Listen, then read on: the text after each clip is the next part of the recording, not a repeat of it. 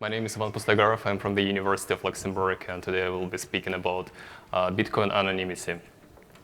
When I was flying to this conference, I watched the movie Horrible Bosses 2, and Jamie Foxx was given a gun to three main characters, and he told that he bought this gun completely anonymously using bitcoins. So I have an impression that people think that Bitcoin is anonymous. However, recent research disproves it, and even Bitcoin developers do not claim that Bitcoin is anonymous.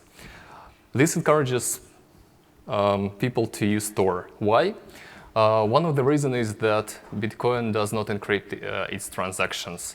So everybody who is in between the user and the Bitcoin network can reveal the IP address of the user. It involves internet service providers or malicious peers to which the user was unlucky to connect, or if it can even be done with good enough probability by a remote low-resource attacker.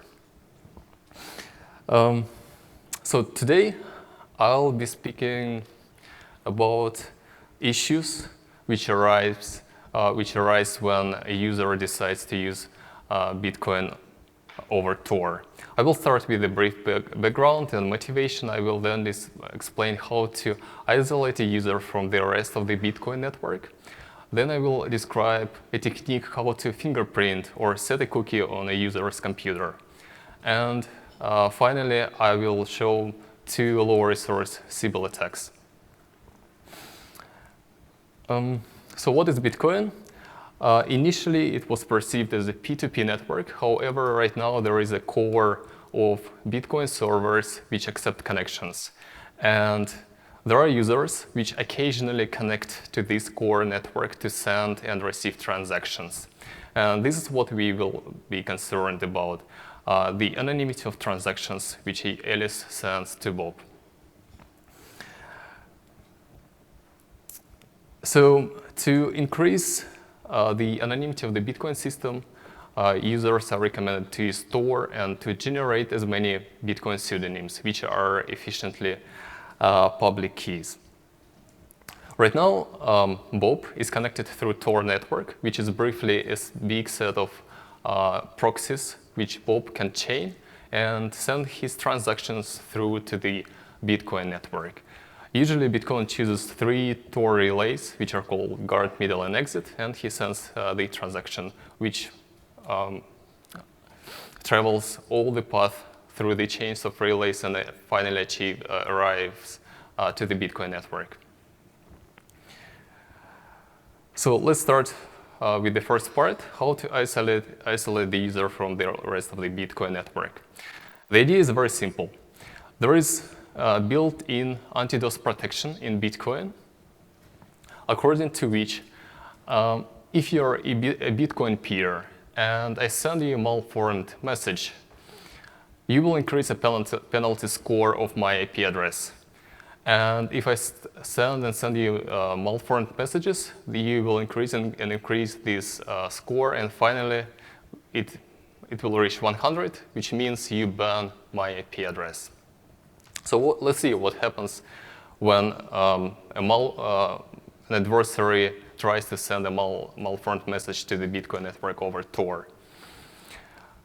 So he chooses a Tor relay, say R5, and he sends it to a chosen Bitcoin server. In this case, the Bitcoin server will see the malformed message coming from the IP address of R5. So Bitcoin server will effectively ban R5. Next, say the same day, Bob decides to connect to the same Bitcoin server over the same Tor relay R5. But he will not be able to do this because Bitcoin already banned R5. This implies a very simple strategy. The attacker just bans all good Tor exit relays, and he bans all good Bitcoin peers. Then he injects his own Bitcoin peers and his own Tor relays. This results in that when Bob tries to connect to the Bitcoin network over Tor, he will only be able to do this when he uses attacker's Tor relays or attacker's Bitcoin peers. So let's see how it looks like. For example, client 1 chose some good Tor relay. In this case, he will not be able to connect to a good Bitcoin peer because an attacker already banned this connection. So for client 1, the only option to connect to the Bitcoin network would be to choose a malicious Bitcoin peer. On the other hand, if client 2 connects to a malicious Tor exit node, there is no authentication in the Bitcoin protocol. So the malicious Tor exit node can impersonate whatever Bitcoin peer client 2 wanted to connect to. So what are the results? So the results are that an attacker can delay or drop blocks or transactions, which increases the probability for double spending attacks in Bitcoin. Also, an attacker can use classical traffic confirmation attacks to de-anonymize the user or reveal his guard nodes. And also, during the very same session, since all the transactions go through attacker's nodes, he can link different Bitcoin pseudonyms of the same user. The problem is that when an attacker bans all good Tor relays and good Bitcoin peers, and a user will try to connect again and again, and if he chooses banned connections, banned Bitcoin peers, he might spend quite some time. And finally, he might decide that the whole system of Bitcoin over Tor doesn't work properly. So this graph shows a delay and how much Bitcoin peers and Tor exit capacity an attacker should have, which is like reasonable. This is the first part. So what we have right now is that all the connections of clients who decided to use Bitcoin over Tor goes through attacker's nodes. Let's see how we can fingerprint those clients. And the idea, again, is very simple. And it is based on Bitcoin peer discovery protocol. There are just two rules which we should take into account, and they are rule 1. I can send you an address message to find out what IP address of other peers you know. And if I send sufficiently enough messages, you will tell me everything, all the IP addresses you know, which are stored in your database. And the rule 2, when I get a request to tell what IP addresses I know to another Bitcoin peer, I'm ready to tell everything. I'm ready to tell everything I know. And when I receive an address message back, I will store all addresses messages which are contained in this there, which includes any garbage IP addresses this address message can have. What it means? It means basically by sending addresses, I can fingerprint users or use it as an address cookie. And it will work. It doesn't matter if a client is connected to the Bitcoin network over Tor, VPN, or other proxy systems. And we can use different combinations of IP addresses for different clients. Let's see how it works. So we now isolated the client from the rest of the Bitcoin network. So whenever he sends a suspicious transaction, we also send him back an address cookie. Next, when he decides to connect to the Bitcoin network without Tor, just to send some benign transaction, we check this user for a cookie. And this allows us to reveal his IP address and effectively de-anonymize the user. There is one problem, is that for me as a Bitcoin peer my database of IP addresses is limited, and I can store approximately 20,000 IP addresses. At the same time, excuse me.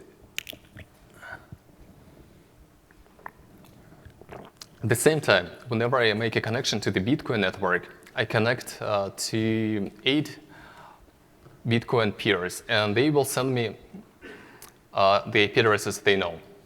So with each new session, with each new connection to the Bitcoin network, I will get about 20,000 non-unique IP addresses, which looks like which every new session, within a couple of sessions, the fingerprint, which I already set, will be overwritten. However, actually, it is just an apparent problem, and in reality, the IP addresses which I receive will almost never overwrite the fingerprint, the cookie which I set before. And it is based on that first of all, me as a Bitcoin peer, I only store IP addresses about which I don't know. And our experiments show that about only 6% of IP addresses which I received are unique or new. And the second thing is that each IP address has a timestamp. And whenever I consider if I should store, whenever I decide to store an IP address, I need to replace it with some other. I need to put into some slot which is occupied by some other IP address. So how I do this? I just choose randomly 4 IP addresses which are already in my database, and I choose the oldest one.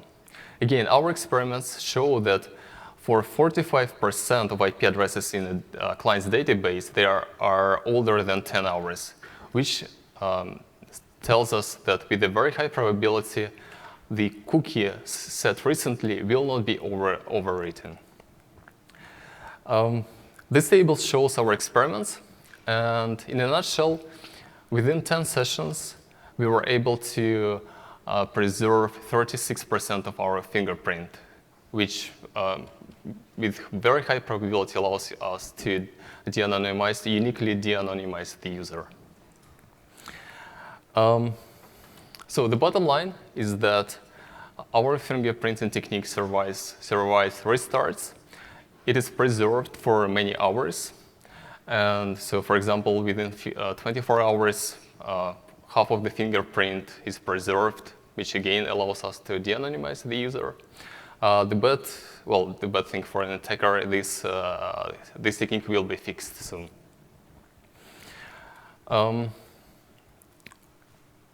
We also consent the fingerprint not only when a user connects through the Tor network, but we can also do this other way around. We can fingerprint the users when they connect to the Bitcoin network without Tor, and then when we see a suspicious transaction coming from the Tor network, we can request a cookie from the user, which means that we want all Bitcoin users to connect from time to time to our malicious peers.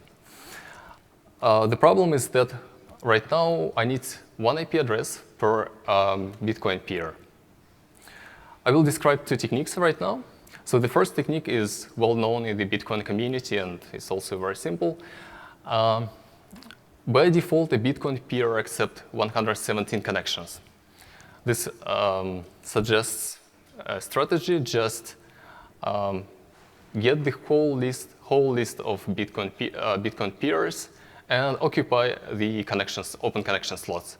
Then, whenever a client decides to connect to the network, he will not be able to connect to legitimate Bitcoin peers, so he will finally end up connecting to malicious peers. And we can update or set a new fingerprint to their computers. The second attack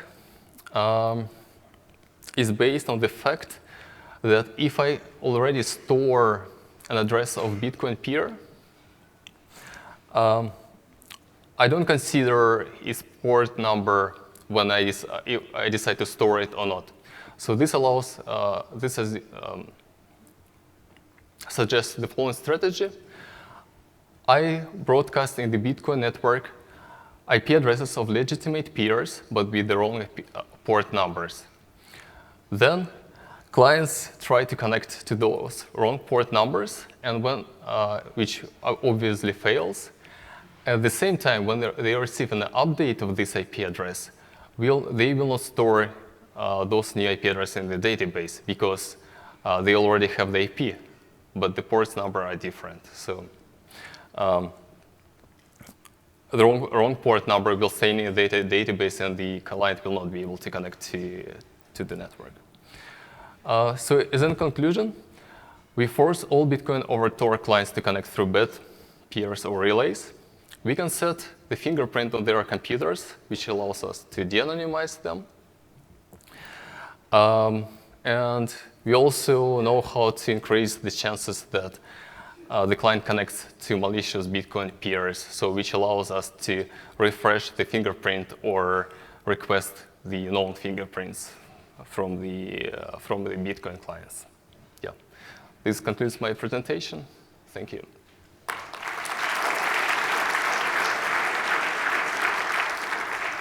Thanks very much for that talk. I'll take the first question in the middle mic. Hi. You don't mention any solutions for this attack. I mean, an obvious idea would be for one of the Bitcoin peers to run. For which one? For the first attack, where you get malicious exits to be blacklisted. For banning Bitcoin over Tor. For banning Bitcoin over Tor, right. So if some peers wanted to enable anonymous access via Tor, they could run a Tor hidden service. But then, I mean, they still have a DOS problem, right? Like a malicious peer problem. Again? So if they ran a hidden service, then they could at least know that this guy's coming over Tor, and they could apply some other mechanism other than IP banning. I don't know what that mechanism that would be. Do you have any suggestions? So with hidden services, there is the first problem. Yeah, the first problem is that you can make a denial of service of Tor hidden services. This is first. Second, right now we checked it, and I don't remember the exact numbers. It's in the paper. Right now there are about only 30 hidden services to which a user can connect to the Bitcoin network. And the third problem is that for hidden services, Sybil attacks just work perfectly because you don't need additional IP address to run a Bitcoin peer. So you can run as many hidden services as you want.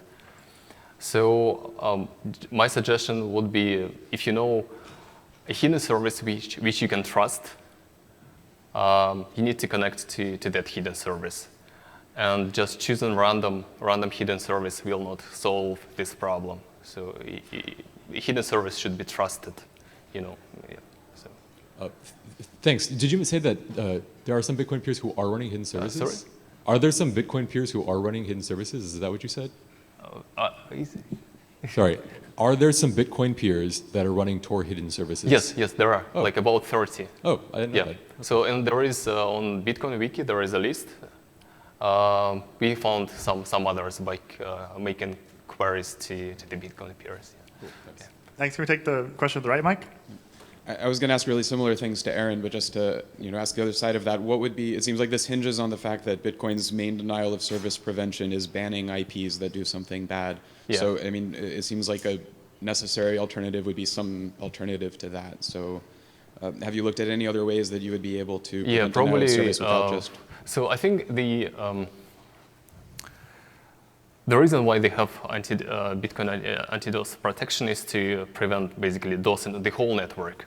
So what can be done is that half of the network can, like with probability 1/2, your Bitcoin peer disables anti-DOS protection, and half of the network, like with probability 1/2, you still preserve this anti-DOS protection. So basically, this will result is that you cannot isolate all Bitcoin clients from the network. So, but if by default you have 8 connections to the network, half of them will go through, and half of them will choose a malicious peer. Have you thought about anything like having clients have to pay in Bitcoin a peer that they're going to connect to for the open Paying slot? with Bitcoins to yes, I was thinking there is one paper which was presented at Financial Crypto actually about paying. But immediately I cannot think how it can help to solve this problem. I think it requires some more thinking. Yeah. Thanks. We got one last question. Okay, so what if we can modify the Tor network so that the Tor entry node will ban all the bad user who broadcast the bad message? So will that make a Bitcoin over Tor a good practice? Oh, sorry. I'm sorry. I didn't understand. So what if we modify the Tor network so that the guard node will check if an user is broadcasting a bad message, so that the guard node will ban the bad user? Yes. The guard node rejects Yes. what? Rejects what? The guard node we ban the bad user so that the Tor exist node will still work. Sorry, the guard node is the first node in the Bitcoin chain. In the Tor network. Yeah. Yep. So what? So The guard node cannot do anything because he just sees an encryption. He sees an encryption connection, so he cannot distinguish if it is. I am saying that what if we can modify the Tor network so that the guard node can ban the bad user, right? So will that make Bitcoin over Tor a good practice? I think it's a really good question for the Tor developer community. It's the fundamental motivation of Tor. I see. Well, there you have Yeah. it. Okay. Thank you. All right. But we can discuss it offline. But Okay, sure. Yeah, let's thank the speaker one more time.